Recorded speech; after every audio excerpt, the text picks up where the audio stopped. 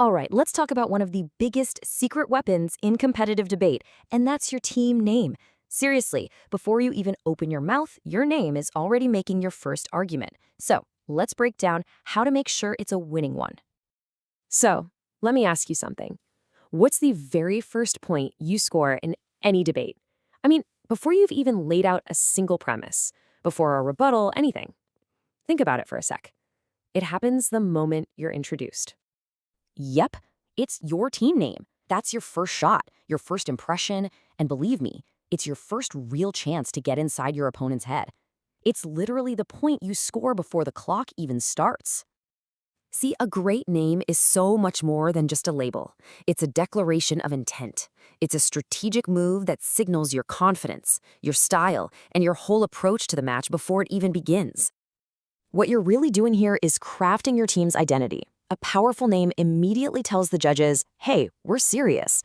And it tells your opponents, we've already thought 3 steps ahead of you. It packs your team's spirit, strategy, and intellectual firepower into just a couple of words. So what does this actually look like in practice? Let's dive into the armory, so to speak, and look at a few different categories of debate names.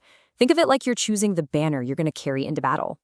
First up, we've got the Witty Warriors. You know these teams. They use cleverness as their main weapon. Their names are smart, they're playful, and they're all about showing off that their real strength is playing with words and ideas. Like, for instance, take debate. It's a classic pun, right? Super simple, but it cleverly suggests that your opponent is about to walk right into one of your argumentative traps. Or what about this one, Semantic Antics? This name just screams mastery over language, you know? It's all about that subtle art of linguistic maneuvering. It tells everyone in the room, we're not just arguing, we're putting on a show.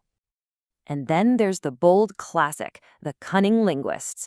It's witty, it's definitely memorable, and it shows you've got the confidence to walk right up to that line to make an impact. Okay, so maybe the whole witty thing isn't your style. No problem. Maybe you're more like the Unshakable Experts. These names are all about projecting pure, rock-solid confidence and authority right from the get-go.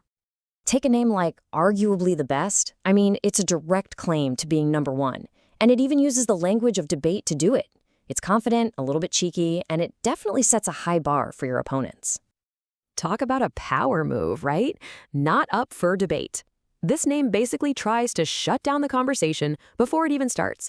It just radiates this vibe of finality and absolute certainty. And how about this one? We win that point.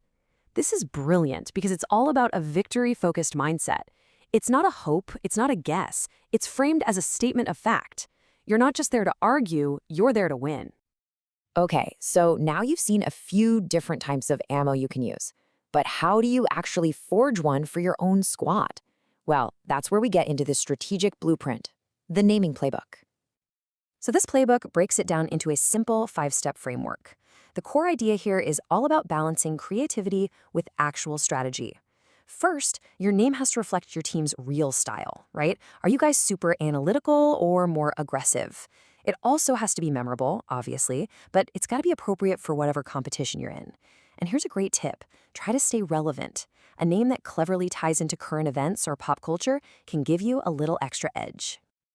And really, what this all boils down to is one key insight. This whole thing, it isn't just a fun little exercise. It's about creating an identity that truly reflects your team's spirit, its strategy, and its strengths. So, as you're getting ready for your next competition, just remember this.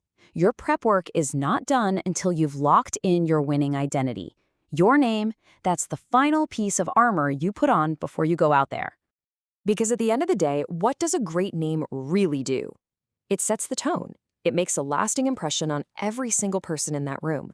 It can subtly intimidate your opponents and at the same time, fire up your own team. And, like we said right at the beginning, it's your first point scored. So, the only question left is the one you gotta answer for yourselves. When you walk into that room and your team is announced, who are you gonna be? Choose wisely.